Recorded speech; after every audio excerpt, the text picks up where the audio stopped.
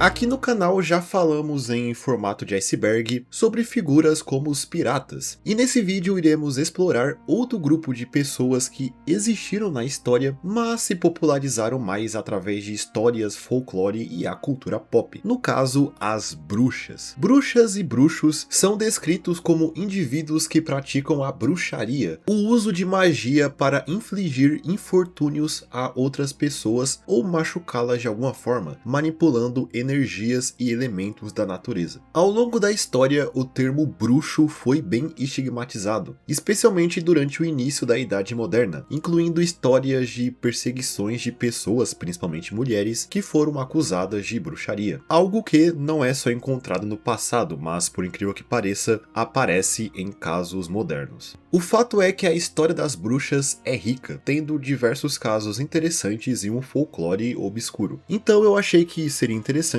explorar alguns desses casos nesse vídeo. Agora, sem mais enrolação, vamos conhecer o estranho iceberg das bruxas.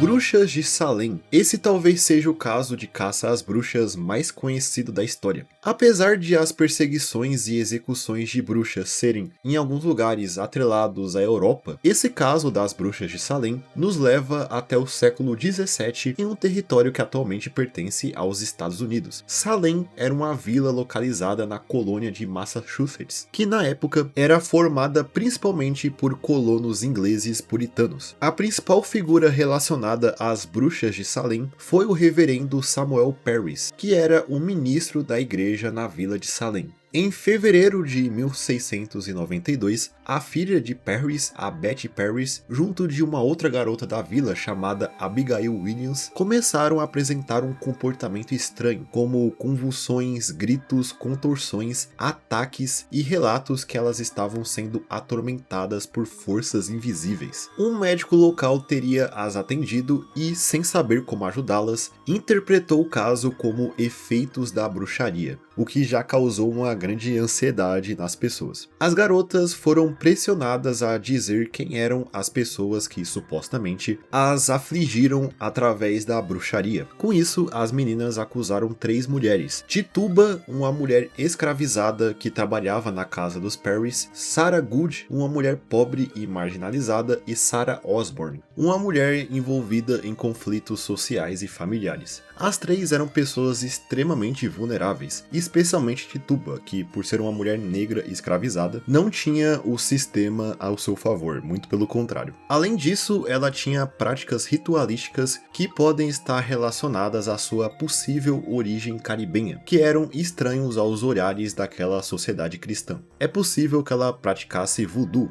o que pode ter sido interpretado como bruxaria pelos habitantes de Salem. Ao contrário de Sarah Good e Sarah Osborne, que negaram as acusações de bruxaria, Tituba, possivelmente pressionada e com medo, admitiu ser uma bruxa, também puxando as 2 outras mulheres acusadas. A confissão desencadeou um grande pânico das bruxas em Salem e em outras cidades vizinhas. A partir daí, diversas outras pessoas, como outras mulheres e até homens, começaram a ser acusados e julgados por bruxaria. As condenações se sustentavam em evidências fracas e bastante questionáveis, como confissões tiradas sob pressão, boatos e até supostas evidências que apareciam nos sonhos das testemunhas. Inclusive, acusações vindas de crianças eram consideradas provas o suficiente para condenar um suspeito. Em 1692 foi criado um tribunal especial para julgar os casos de bruxaria na região. A primeira pessoa executada foi Bridget Bishop, enforcada em 10 de junho de 1692. Depois vieram outras execuções. Um dos casos mais brutais e perturbadores foi o de Giles Corey, de 81 anos, um homem idoso que se recusou a declarar-se culpado ou inocente. Por isso foi submetido a uma forma de tortura chamada pressing, onde pedras pesadas eram colocadas sobre seu corpo até que ele falasse. Ele passou 2 dias com as pedras esmagando seu peito, recusando-se a dizer qualquer coisa. Com isso, ele não resistiu e acabou falecendo. A perseguição pressão começou a perder força quando as acusações atingiram pessoas mais respeitadas da comunidade e quando líderes religiosos e políticos começaram a questionar a validade das provas. Em outubro de 1692, o governador de Massachusetts, que teve a sua própria esposa acusada de bruxaria, dissolveu esse tal tribunal especial. Em 1693, muitos acusados restantes foram libertados ou perdoados. E com o tempo, Salem passou a ser visto como um grande erro judicial. Algumas condenações foram anuladas oficialmente nos séculos seguintes. Um mito muito comum é que as bruxas de Salem foram queimadas, mas ninguém foi realmente queimado na fogueira. Todas as execuções foram por enforcamento, além do caso do Giles Corey, que foi morto por esmagamento. No fim, mais de 200 pessoas foram acusadas de bruxaria e cerca de 20 acabaram sendo executadas no caso de Salem.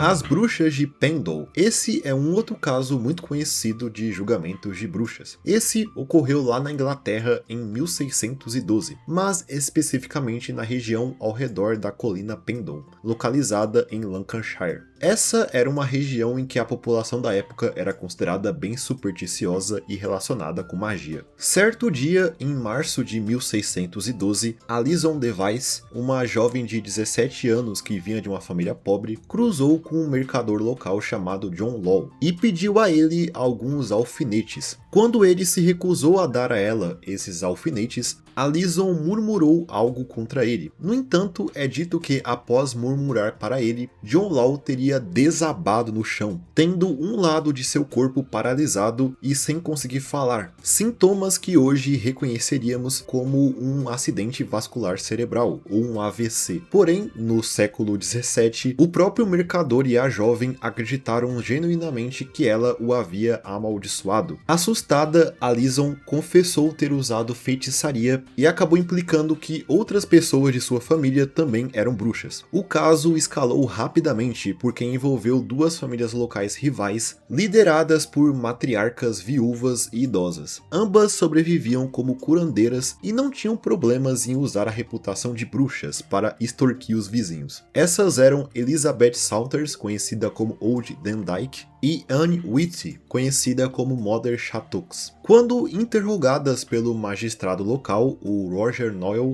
as famílias começaram a acusar umas às outras de assassinatos não resolvidos na região que ocorreram anos atrás, criando um cenário de grande paranoia, o que gerou a prisão das duas matriarcas e a jovem Alison, que foram presas em um castelo da região. Pouco tempo depois, a família de Dendyke organizou uma reunião em sua casa, que ficava na Torre Malkin. Quando o Roger Noel soube dessa reunião, ele a classificou como um sabá de bruxas, alegando que elas estavam conspirando para explodir o castelo de Lancaster e libertar as prisioneiras. Isso resultou em uma nova onda de prisões que incluiu até mesmo a Alice Nutter, uma mulher rica da região, o que chocou a sociedade local. Ao todo, 11 pessoas foram acusadas de bruxaria no caso. Um dos elementos mais conhecidos sobre as bruxas de Pendle aconteceu já no julgamento, onde uma das testemunhas foi Janet Device, uma menina de apenas 9 anos, neta de Old Dendyke, que testemunhou contra os membros da própria família no julgamento. Na época, crianças não eram consideradas testemunhas confiáveis em tribunais. Porém, o até então rei inglês Jaime I, que tinha uma verdadeira obsessão por caçar bruxas, havia decretado que, em casos de traição ou bruxaria, as regras normais de evidência poderiam ser suspensas.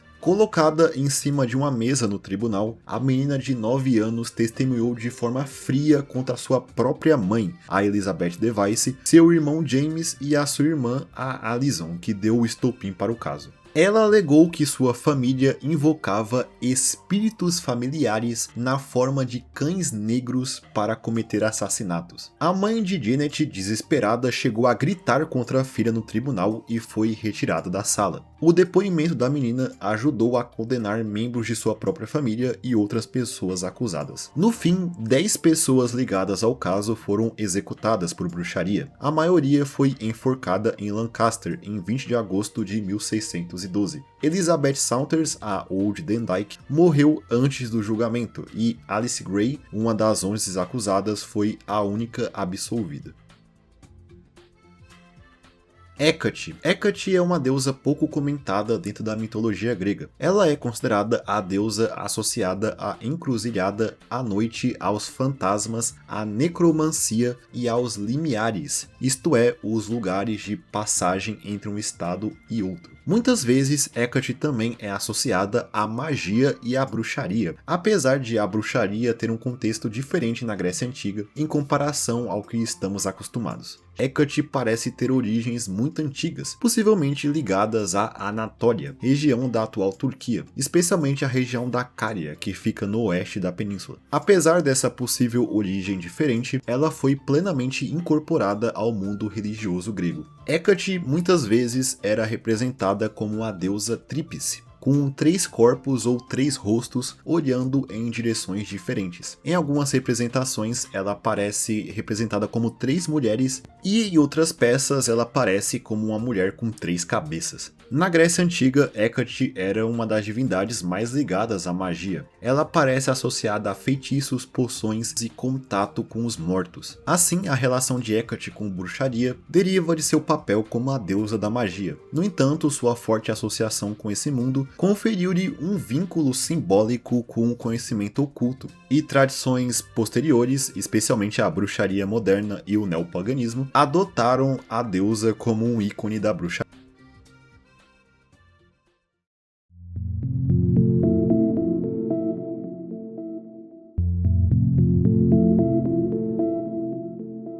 Hipótese do culto bruxo. Essa é uma hipótese que levanta a ideia de que as pessoas que foram perseguidas por bruxaria durante o final da Idade Média e Idade Moderna não seriam apenas pessoas acusadas injustamente, mas sim membros de uma religião pagã secreta que sobreviveu à cristianização da Europa. Essa hipótese era defendida principalmente pela arqueóloga e egiptóloga britânica Margaret Murray, que escreveu sobre essa hipótese em seu livro O Deus das Bruxas, de 1917. Ela falava que existia uma antiga religião de fertilidade supostamente seguida pelas pessoas acusadas de bruxaria. A perseguição às bruxas seria, então, uma tentativa da igreja de destruir os restos dessa religião pré-cristã. O problema é que hoje essa hipótese não é considerada pela maioria dos historiadores. O ponto fraco principal é que Murray tratava muitos relatos de julgamentos como se fossem descrições reais de rituais, quando esses documentos frequentemente vinham de interrogatórios sob pressões e tortura, não o que realmente essas pessoas acusadas praticavam. Além disso, ela selecionava evidências que combinavam com a tese e deixava de lado informações que traziam contradições a essa ideia. Mesmo assim, a hipótese foi influente. Ela ajudou a popularizar a ideia romântica da bruxa como uma herdeira de uma religião pagã perseguida, e acabou influenciando escritores ocultistas e o neopaganismo moderno, incluindo parte da religião Wicca.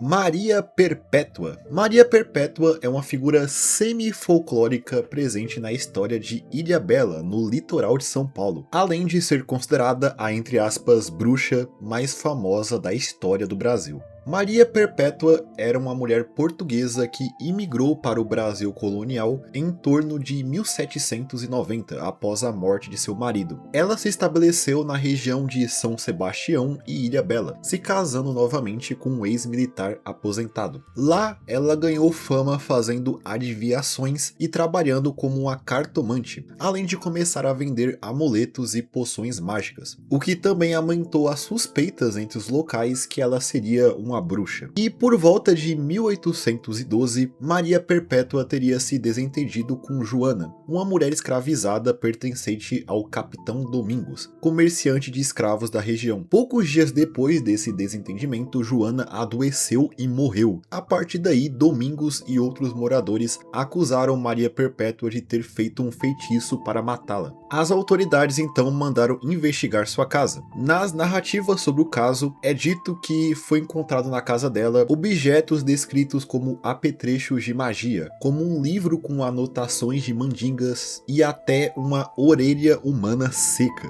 Por causa disso, ela foi presa e levada para a cadeia de São Vicente, mas teria sido libertada rapidamente graças à influência de seu marido. Apesar disso, denúncias e acusações contra ela continuaram a aparecer. No entanto, o seu fim não teve relações necessariamente com as suas acusações de bruxaria. É dito que ela morreu em outubro de 1817, sendo esfaqueada pelo próprio marido durante uma discussão.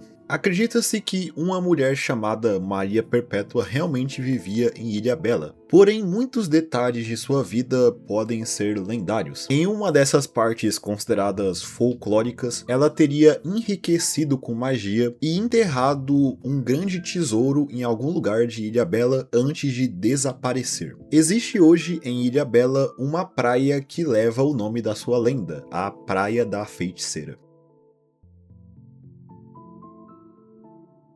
Alonso de Salazar e Frias. Alonso de Salazar e Frias foi um jurista, sacerdote e inquisitor espanhol que viveu entre o século XV e XVI. Ele ficou conhecido como uma figura incomum dentro da Inquisição espanhola. Ele é lembrado principalmente por sua atuação no caso das bruxas de Zugarramurdi, que ocorreu no norte de Navarra, perto da fronteira com a França. Entre 1608 e 1610, a região foi tomada por acusações de bruxaria relacionadas a supostas reuniões noturnas que aconteciam em cavernas na região. O caso começou localmente, mas cresceu quando a Inquisição interveio, transformando as acusações em um grande escândalo religioso e judicial, com muitas pessoas sendo condenadas. Salazar passou a desconfiar das confissões dos acusados. Em 1611, ele foi enviado pelo Conselho Central da Inquisição Espanhola para investigar a região. Lá, ele percorreu Navarra e o País Basco recolhendo depoimentos. Ele percebeu que muitas confissões eram contraditórias e que muitas pessoas haviam confessado por medo, pressão social, ameaças ou influências de rumores. Ele buscava provas externas dessas acusações de bruxaria, não apenas confissões. Se diziam que bruxas se reuniam em um determinado lugar, ele perguntava se alguém de fora do suposto grupo havia visto aquilo acontecer. Sua forma de investigação impactou diretamente a forma como esses casos eram julgados. E em 1614, a Inquisição Espanhola emitiu novas instruções para casos de bruxaria. Essas regras tornaram muito mais difícil processar e condenar alguém por bruxaria, suspendendo muitos dos processos. Por isso, Alonso de Salazar e Frias ganhou pelos historiadores a alcunha de o advogado das bruxas. Não no sentido que ele defendia as acusadas no tribunal, mas porque sua investigação ajudou a proteger muitas pessoas de condenações baseadas apenas em pânico coletivo.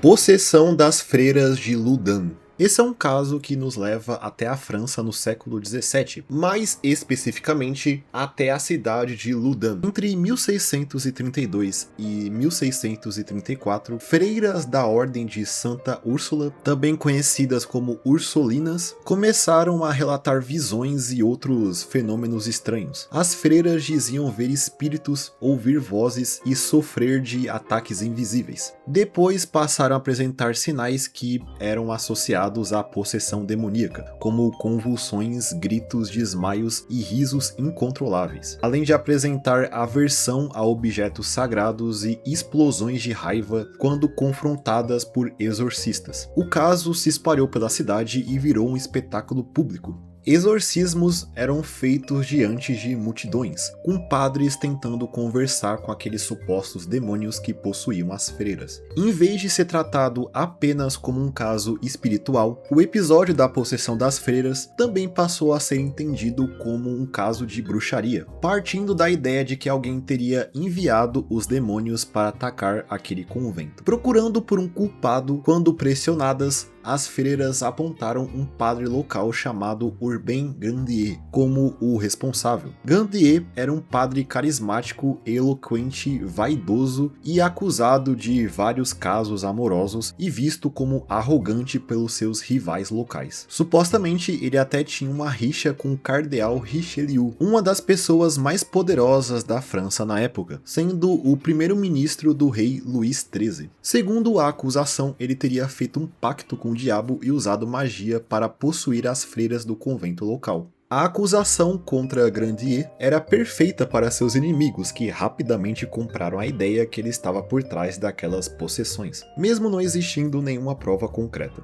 Grandier foi levado a julgamento por bruxaria e uma das testemunhas que depois contra ele foi um dos supostos demônios que estavam possuindo as freiras, que testemunhou contra o padre falando através das freiras possuídas. Agora imagine essa cena aí na sua cabeça. Grandier obviamente negou as acusações até o fim, mesmo assim ele foi condenado. E antes da execução ele chegou até ser torturado através de um instrumento de tortura usado na França na época, chamado de Brodequin, uma espécie de prensa feita para esmagar as pernas do acusado e extrair confissões. Após isso, ele foi queimado vivo em Loudun em 18 de agosto de 1634. As possessões não acabaram com a morte de Grandier. As freiras continuaram apresentando sintomas e os exorcismos públicos continuaram por anos, o que enfraqueceu ainda mais a ideia de que Grandier fosse realmente o causador do fenômeno.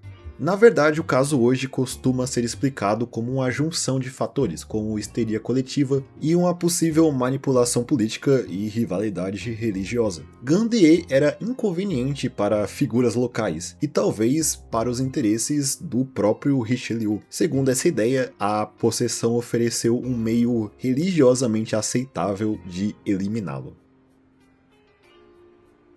Bruxa de Endor. A Bruxa de Endor é uma das figuras mais enigmáticas que é mencionada no Velho Testamento. Ela aparece no capítulo 1 Samuel 28. No capítulo é descrito que o rei Saul, o primeiro rei de Israel, estava em crise. Ele estava em guerra contra os filisteus que se preparavam para atacar, e Saul estava desesperado porque Deus já não lhe respondia mais. O profeta Samuel, que antes havia guiado Saul, também já estava morto. Logo, tomado pelo medo, Saul se disfarça e vai secretamente até uma mulher em Endor, uma localidade ao norte de Israel, para pedir que ela invoque o espírito do profeta Samuel para que Saul peça conselhos a ele. A bruxa de Endor, hesitante, atende o pedido e faz subir o espírito de Samuel, que ao aparecer na frente de Saul, fala o exato oposto que o rei queria ouvir. O espírito de Samuel repreende Saul por tê-lo perturbado. Em seguida, anuncia que Saul perderia o reino. Israel seria derrotada pelos filisteus e no dia seguinte,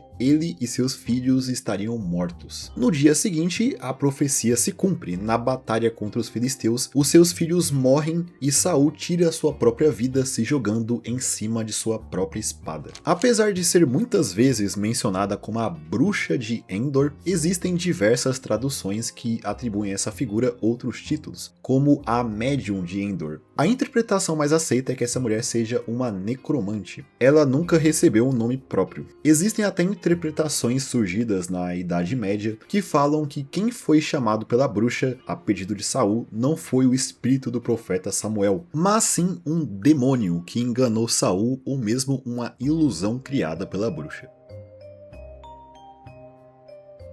Andrew Mann. Andrew Mann, às vezes chamado de Androman, foi um homem curandeiro escocês que foi julgado como bruxo em 1597 e executado queimado na fogueira no ano seguinte, em 1598. O caso de Andrew chama a atenção por ele ter sido um dos poucos homens acusados e executados por bruxaria em sua época, e pelas afirmações bizarras sobre sua vida. Ele dizia possuir poderes que vinham da rainha de Elfame. uma figura do folclore escocês e inglês considerada a rainha do reino das fadas. Andrew não só afirmava ter recebido os seus supostos poderes mágicos dela, mas também ter tido relações sexuais com a rainha por mais de 30 anos. Sim, você não ouviu errado. Andrew afirmava ter conhecido a rainha das fadas ainda menino, quando, em retribuição à sua gentileza, ela lhe concedeu poderes de cura. Após reencontrá-la na vida adulta, ele alegou que eles se tornaram amantes. Andrew, antes da sua execução, ganhou fama de curandeiro em sua vila.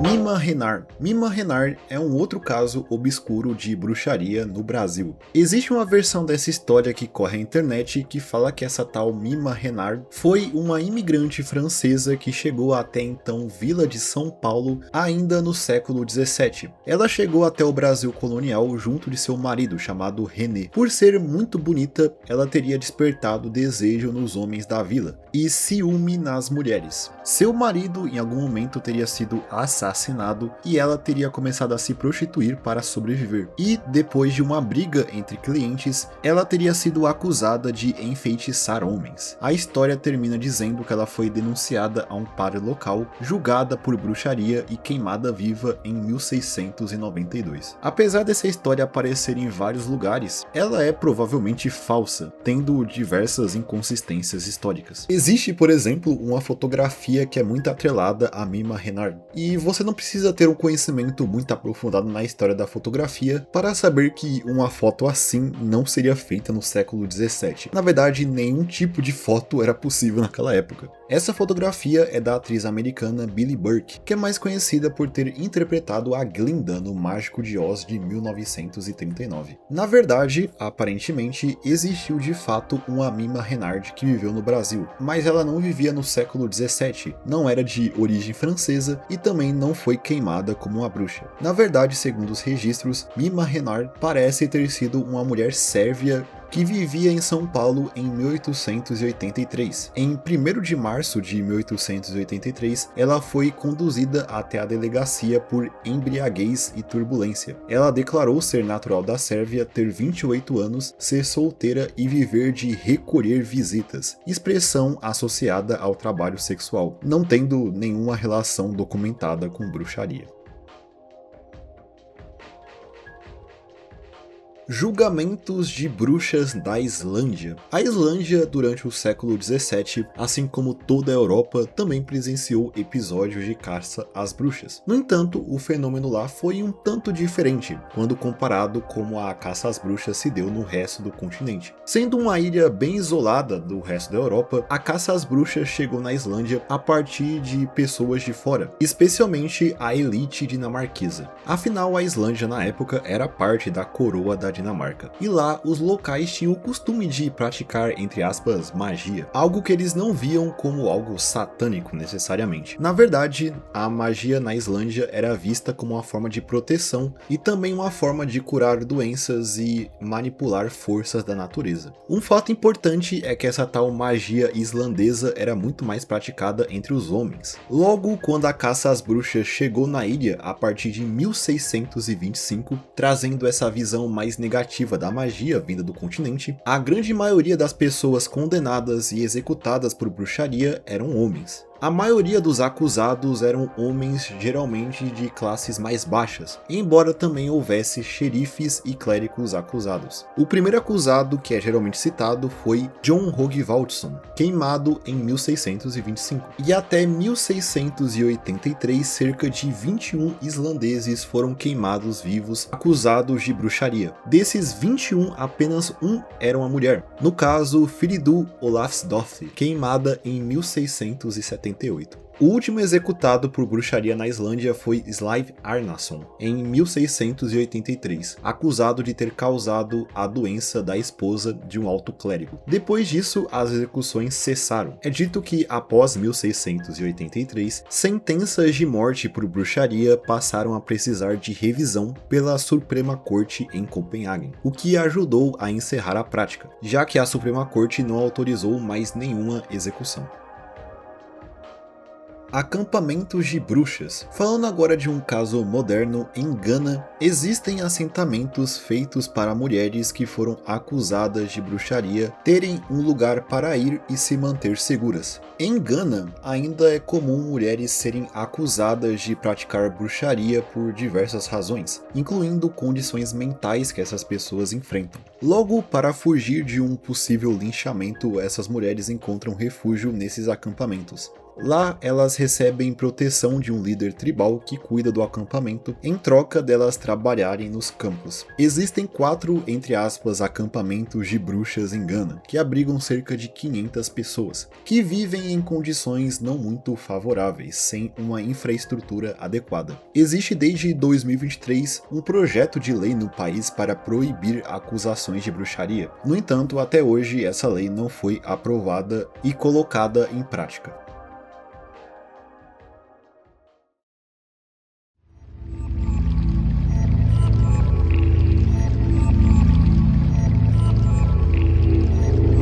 Alice Keitler. Alice Keitler foi uma mulher que é considerada a primeira a ser condenada por bruxaria na Irlanda, e talvez uma das primeiras em toda a Europa dentro do contexto medieval, com ela vivendo entre o século XIII e o século XIV. Alice Keitler era uma rica mulher irlandesa vinda de uma família de mercadores. Ela se casou várias vezes durante a vida, tendo 4 maridos, mais especificamente. Todos eles morreram um tempo depois de se casar com ela, e cada casamento novo seu, após se tornar viúva, as suspeitas em torno dela aumentavam. Seu 4º casamento foi com John Lee-Poer. Os dois se casaram em 1316, e um tempo depois, em 1324, ele adoeceu e antes de morrer, compartilhou o medo de ter sido envenenado pela sua própria esposa. Com isso, Alice Keitler começou a ser acusada de assassinato e bruxaria. O julgamento foi conduzido por Richard Ledred, o bispo de Ossory,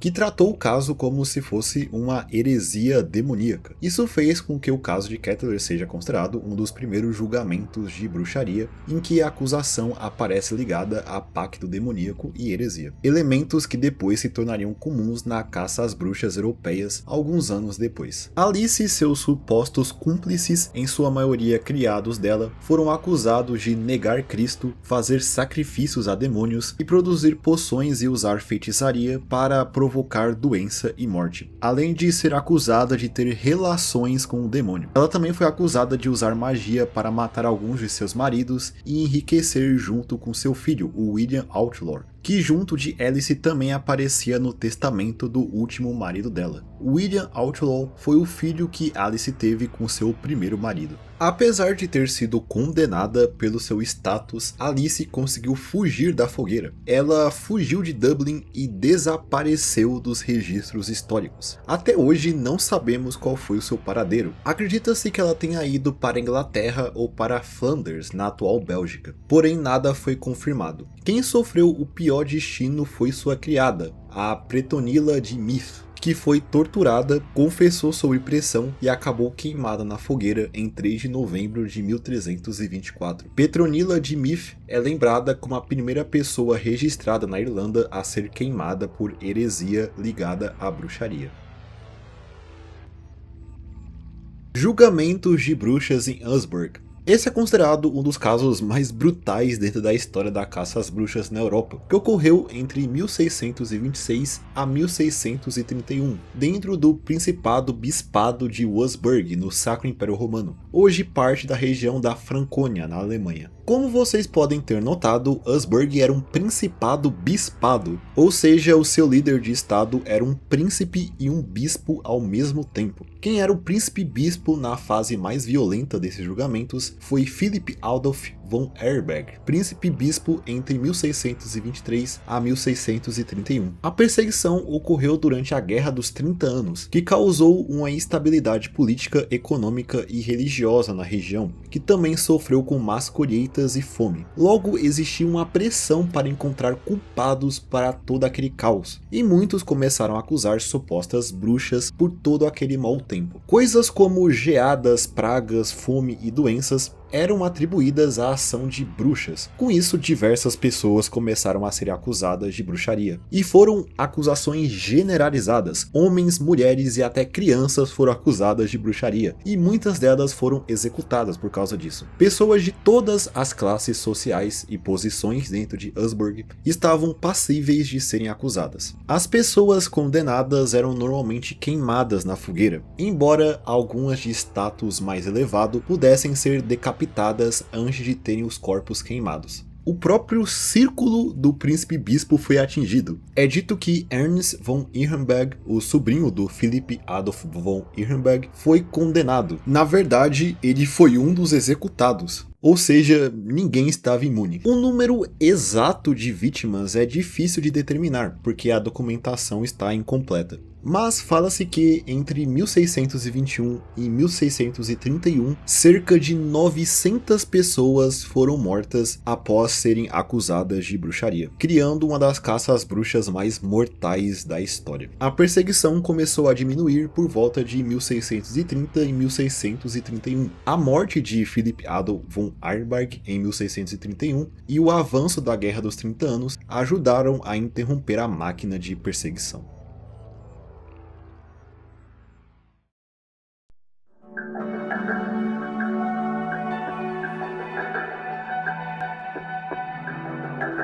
Então eu acho que é isso. Esse foi o iceberg da bruxaria. Um tópico que eu acredito que seria uma hora ou outra abordado aqui no canal.